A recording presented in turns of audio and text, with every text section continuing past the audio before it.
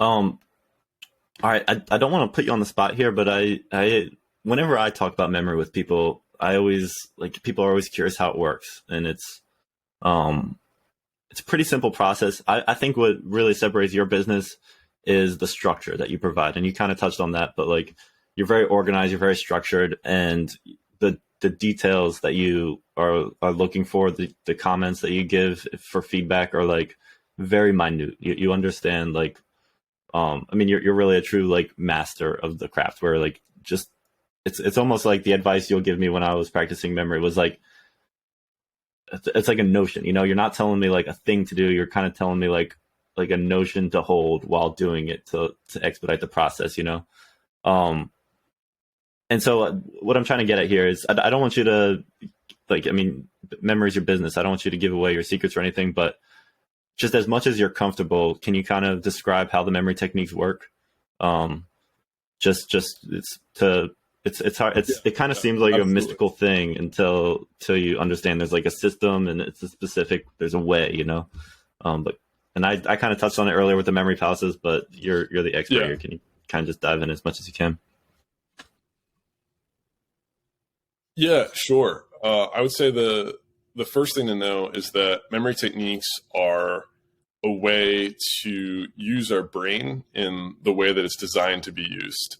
And so we know that our brain is really good at remembering things that we can picture, at remembering stories, at remembering action, emotion, meaning. And our brain isn't naturally good at remembering like numbers or facts or figures in most cases, because that's not really what it's designed for.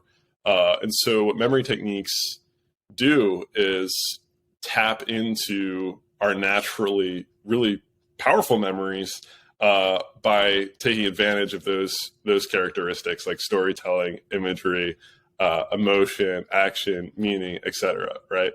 So to give a simple example, you just think of like a number just off the top of your Two head. digit Like, number. give me any number. uh, Three digit. 355. 3-digit works.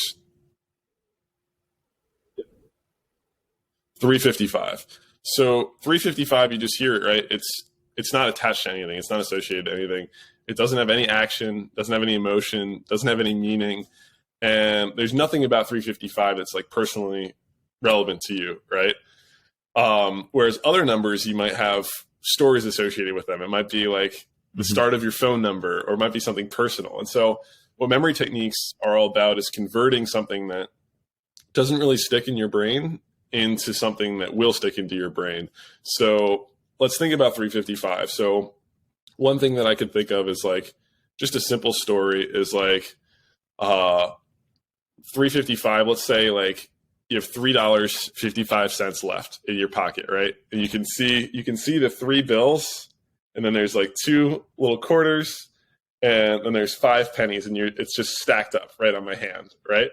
And so already you have a visual image, and we haven't even really done that much of a story, but you can see it. And so suddenly it starts to stick a little bit more. You can see each bill, you can kind of feel it, right? You can incorporate the senses, you can incorporate touch of all the money, right?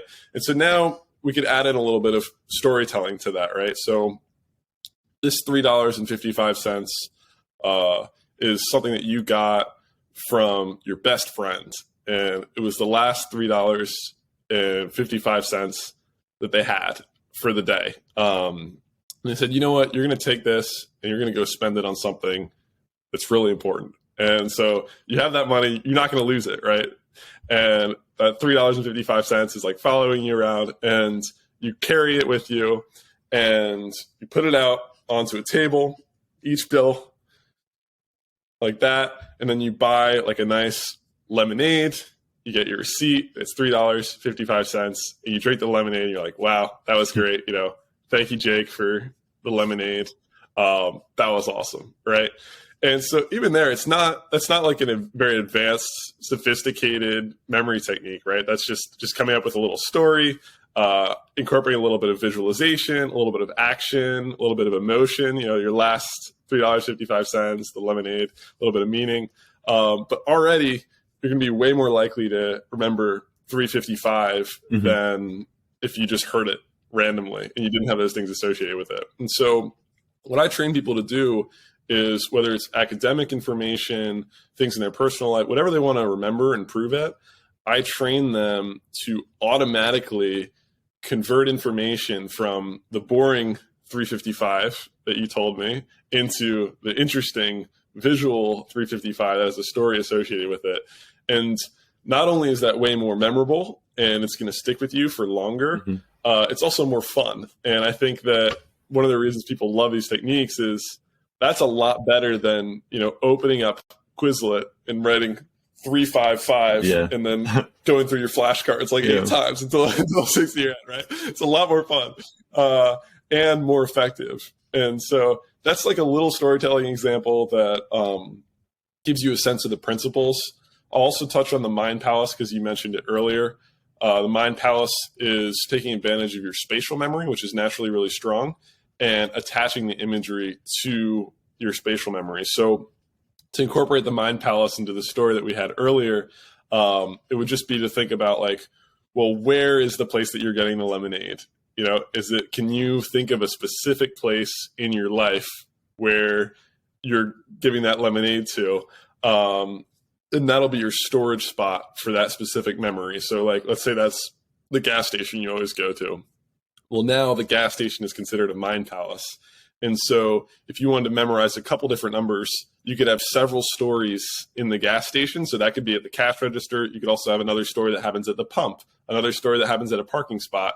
And then at the end of the day, when you want to remember everything that has to do with numbers, you just remember, okay, the gas station has all the numbers that I need for the day. And then you go back and you think, oh, there's 355, 433, 988.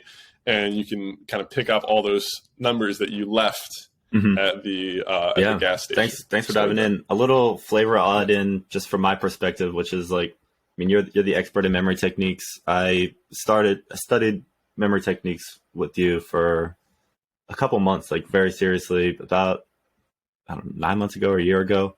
And then I've kind of pursued it on my own. I've kind of kept pace. I haven't really been pushing it, to be honest. But what I've noticed is that what I love about the memory techniques is that the results are concrete. It's either you remembered it or you didn't. There's no gray area. Sometimes you didn't remember it, but there's a good reason why. That's about as gray as it gets. And I like all things like this. I'm into jujitsu as well, and I like that. It's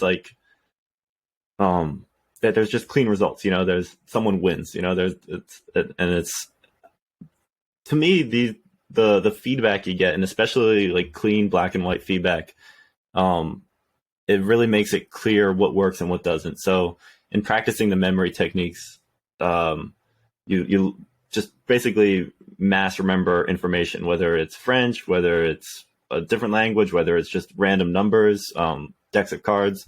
There's all sorts of things you can use to practice, but basically just on repeat, you're doing these techniques, which there's a specific method to do them, and then you're seeing the results. And so pretty quickly you learn about your own brain, what is going to stick, what's going to resonate, what types of storylines, what types of images am I going to be able to see later. And then when you forget one, it's it makes sense. I didn't really spin a good narrative with that one, And so you really just the feedback, and especially the volume of feedback through memory training. There's a lot more volume than studying for a physics test or something like that. A physics test, you're, studying to answer 50 questions on a test or something like that. Memory, you could be memorizing thousands of images in just one session, So all that volume, it really, at least for me, the thing I noticed is that it just brought me in touch with what works and what doesn't. And that kind of allows me to take the concepts and run with them in my own brain.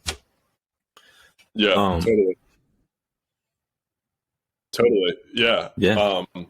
To kind of expand upon what you were saying, it's actually kind of funny. I whenever I work with a client, I will use the similar strategies to the client. So I'll use their same mind palaces, their same images, and I know kind of what's memorable and what isn't.